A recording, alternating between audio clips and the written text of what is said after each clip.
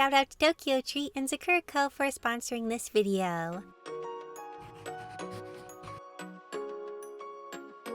Hello everyone, my name is Rebecca, and it is time once again for critiquing my viewers' art video. This is a series where my viewers send in their art, and I try my best to give feedback that is hopefully helpful in some way.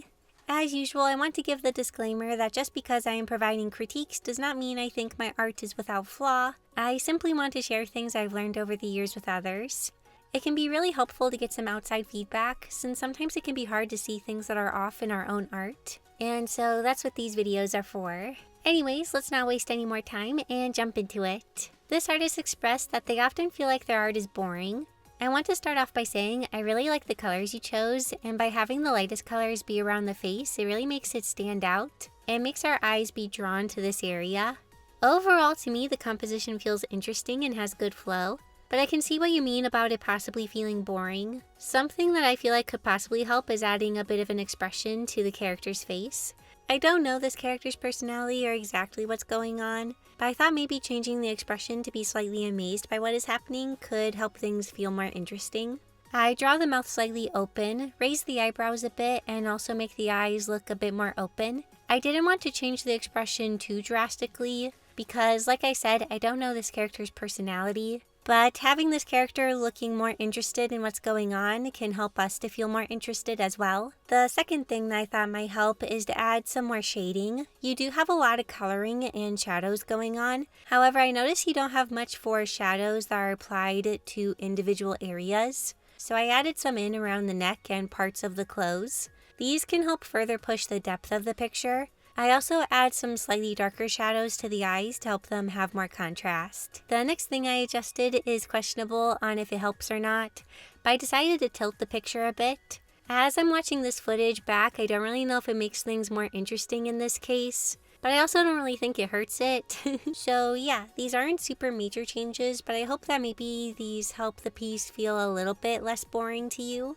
Overall, very nice work, and like I said, I really love your color choices. For this piece, something I wanted to talk about is the line art and having variation within the line art. And you might be thinking, but Becca, the art does have variation in the line art. You can see that the artist uses thicker lines as well as thinner lines. And yes, this is good and there is variation. However, if I compare the line work of this character in the foreground to this character in the background, we can see that their line work is the same width. When drawing objects that are further away, I recommend using thinner line art. This further helps the character or object feel more distant, and also helps our eyes to focus more on the foreground elements.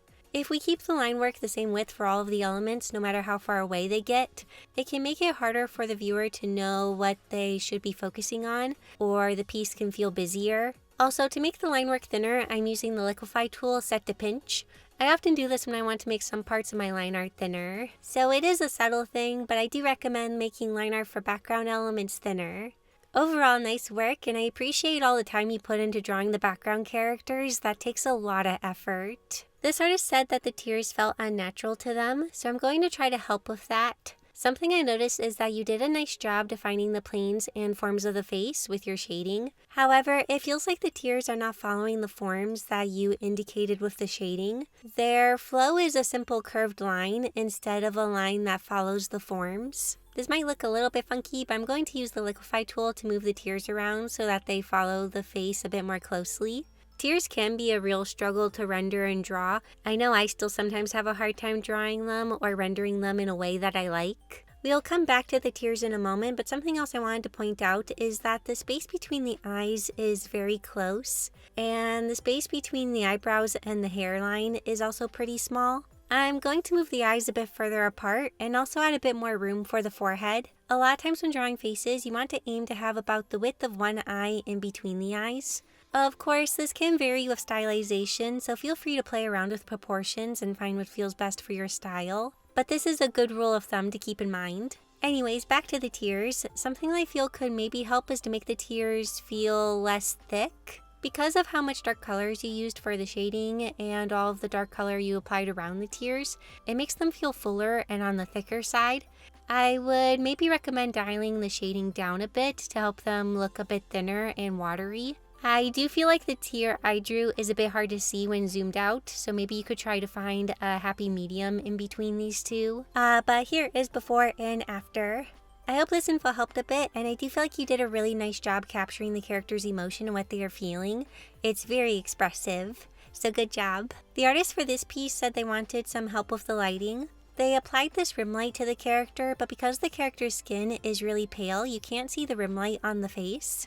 My solution for adding highlights or a rim light on lighter colors is to add more shadow. Because this character does seem to be in a darker setting, I feel like we can get away with adding a darker shadow to the face. For this, I'm using a dark teal set to multiply. I chose teal because it's a color used throughout the piece. Now that the character's colors are darker because of the shading, I can add in the lighter highlights and now they stand out more. I add the rim light back along the face and also erase the shadow for the rim light around the hair and arm. I thought this felt good, but I also felt like we were slightly losing the character's face. So I decided to erase some of the shading on the character's eyes to help them pop. That way our eyes still want to go to the character's face because it has some contrast. Here is the before and after. I hope this tip helped for adding rim light on lighter colors.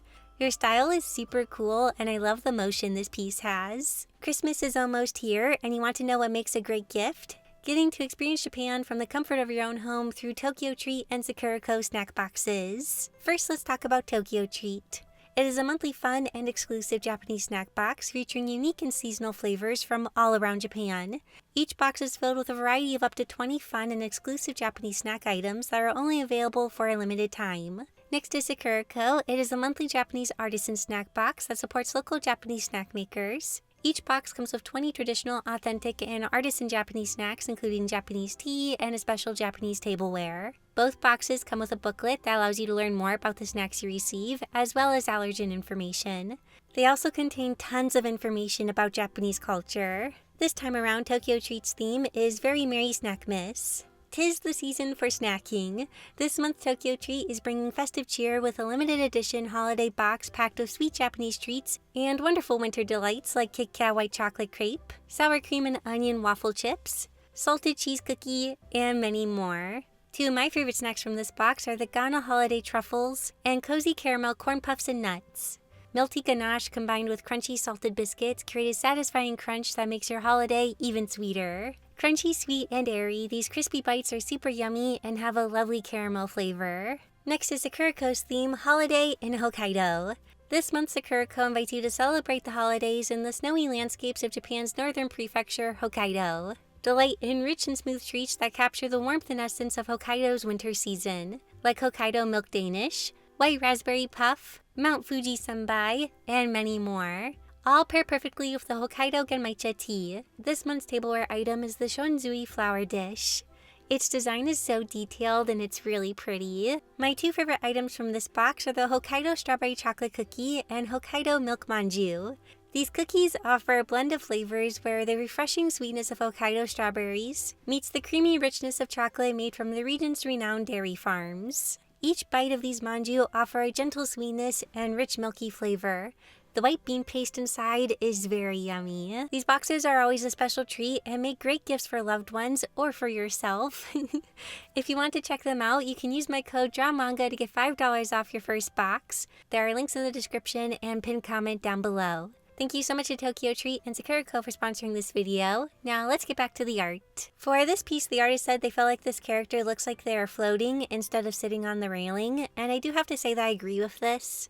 The reason the character feels like they are floating is because of how the legs are drawn, especially around the knee area. All of the lines are curving downwards and we don't have any indication of the knees or the thighs. So the perspective of the legs isn't being properly communicated to us. We can better create the illusion of sitting if we adjust the curves of the lines. I use the liquify tool to push the elements up a bit, and I'm also going to paint in the knees. Because of how the character is sitting, we are dealing with a bit of foreshortening when it comes to the upper legs. I'm trying to indicate the perspective of the thighs by adjusting the clothing and also the hand placement. I do apologize that the hand gets kind of wonky in the process, but we're just going to ignore that. So here is before and here is after. With the changes, we now have a bit more of an indication as to how the thighs and legs are being positioned. Before, all of the lines were kind of curving downwards, and now we have some lines that are curving in an upwards way to kind of help indicate the perspective. Drawing poses like this one can be really tricky, so good work on giving it a try. For this picture, I really like the shadows you apply to the characters. You can very easily tell where the light source is, and you did a nice job defining the forms with the shadows. That being said, the shadows are very nice on the characters, but I noticed that the background is lacking the same shadow treatment, and this can make things feel on the unfinished side. It's a bit tricky for me to add in, but I would recommend adding in some shadows and highlights to the foliage to help them better fit with the characters and the lighting situation. To make them match a bit more, I would add shading on the left and some highlights on the right. This is super quick and messy, but I hope it gets the point across. For this picture, our main focus is going to be the perspective. We can see that this character in front is drawn at a more exaggerated angle where we are looking up at them. A little side note is that the background and characters don't really match in the way that they are drawn and rendered. I'm assuming you drew the characters and are using a pre-made background. And when you use these, you do need to be careful because it can be hard to make them match. Anyways, the main thing I wanted to talk about is this character in the background. I understand that you're going for a dramatic camera angle. However, this character feels like he is drawn way too small. To double check that my feeling was correct, I brought in a 3D model and positioned it in a similar way to the character. I tried to get as close as I could. I then brought in a second character and placed him around the same spot as the one in the drawing. And as we can see, the character here is much larger than the one that was drawn. Now you might be wondering, how do we go about figuring out how big to draw characters and backgrounds without using 3D models? And I'll show you how I do it. So let's say we have a camera that is placed a bit above the characters. Our horizon level is here and our vanishing point is around here. If you don't really know what these terms mean, I recommend watching a video on basic one-point perspective, since I'm not going to go over all the basics here. So let's add in a character that is closer to us. Now let's say I want to add a character around right here. I need to figure out how big to make the character so that it looks properly proportioned compared to this character. I start by drawing a line that goes from where the character's feet meets the ground over to the line that has the X on it. Next, I make a straight line that extends where these lines meet. I then draw a line coming off the top of the character's head. The reason I draw these lines is because I can now easily see where the character's feet meet the ground and how tall the character is. From this point, I make a line that goes to the vanishing point. I felt like things were starting to get a little hard to see, so I lowered the opacity. Anyways, by drawing lines from these 2 points going back to the vanishing point, I can see where the character's feet and head should be placed within the background. I now simply place the character in between these 2 lines, and ta-da! The character is properly sized in the background. Now I do want to say that this is only correct if both characters are the same height. If you have characters of different heights, you need to adjust where you are placing the top line. Like if a character is taller, move the top line up, and if the character is shorter, move the top line down. I hope this all makes sense. It's a bit complicated to explain. A second method you can do for placing characters is what I will call the eye level method. So let's say the camera is placed at our eye level and the character we are drawing is the same height as us. Well, we can place the character with their eyes on the horizon line since their eyes should be in line with ours. The same can be done even if a character is further away. Of course, you can only do this if the character is the same height as you and you are level with your character. Characters that are taller or shorter won't align with the horizon, but if you have a character to use as reference, you can still size them correctly. Now, this method won't always be correct. It can really depend on angle and perspective and all that jazz, but it can be an easy way to place characters within a simple perspective. So yeah, that's how I figure out how to size characters for backgrounds, and I hope this info helps a bit. In the email for this piece, the artist said, "My piece just feels incomplete. I've seen artists make their art look more finished with very minimal shading. How can I replicate that?" They sent along some images to show what they mean, and this is one of them.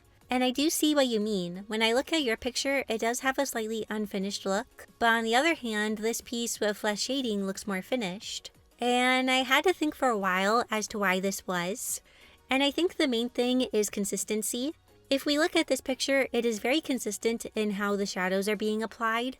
All of the shadows are one color that is slightly darker than the base color, and they are lightly outlined. And now if I look at your piece, I can see areas where the shadows are different for the different areas. For example, the hair has 2 passes of shadow, a lighter one and a darker one for where the shadows get darker. But if I look at the skin, it only has 1 shadow color. If I was trying to match the skin closer to the hair, I would add another pass of shadows for where the shadows would be deeper, like around the eyelids. So because you're using 2 passes of shadow on the hair, but only 1 pass of shadow on the skin, it kind of makes the skin feel a little bit more incomplete compared to the hair, if that makes sense. Another thing that feels a bit inconsistent is how the shadows are being applied. Here on the face and for a lot of the hair, we have very crisp shadows. However, for the chest and the hand, we get shadows with softer edges. Now, I do want to clarify that I'm not saying you can't use a mixture of shadows with harder edges and shadows with softer edges in your art.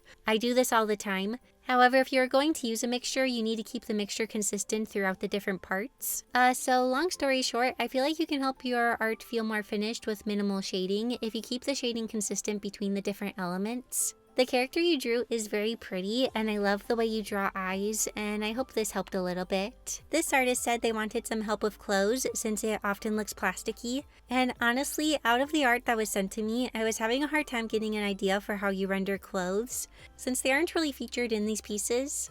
So I hope it's okay. I went over to your Instagram and I found this picture to help me better get an idea, and I do see what you mean. The clothes do look a bit on the plastic or rubbery side, and I do feel like when I look at your characters, they also have an almost doll-like quality to them. They are very pretty, but I also kind of get the slight plasticky feel. And I feel like a lot of this comes down to how the highlights are rendered. Highlights can play a very big role in how we perceive a material. Like, let's say I'm rendering something that I want to look like plastic. Also, this is for a slightly matte plastic, not a glossy plastic.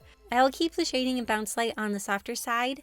The highlight is also on the softer side, but it's also very prominent and is only slightly diffused. If I wanted to render a glossy surface, I would make all the shadows and highlights have a harder edge, especially the finishing highlights. By making them not soft at all, it makes the surface look very glossy. When it comes to rendering clothing, it can be tricky to avoid a plasticky look. Depending on how the folds are formed, we can have both harder and softer edged shadows, but a big part can be trying to not get too carried away with the highlights.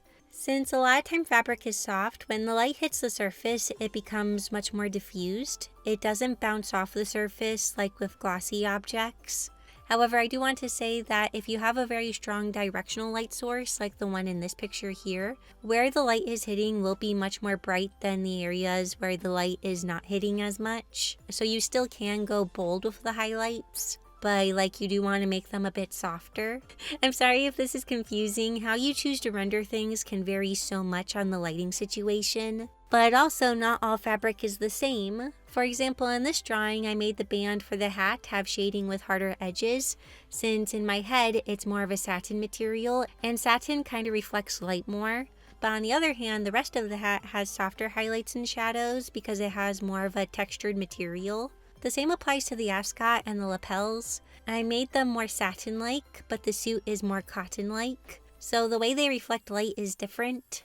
So yeah, I feel like I got a little rambly there, but I hope this helped. Like I said, how shadow and lighting is rendered can vary a lot depending on the lighting you're trying to capture, but also it can depend a lot on the material. I'd recommend looking into material studies and trying to practice painting different materials, as this can help you get a better idea of texture and shadow and how they interact. So I hope this helped. Well, that is all we have time for in this video. Thank you so much to everyone that submitted art. I always have a ton of fun seeing everyone's work.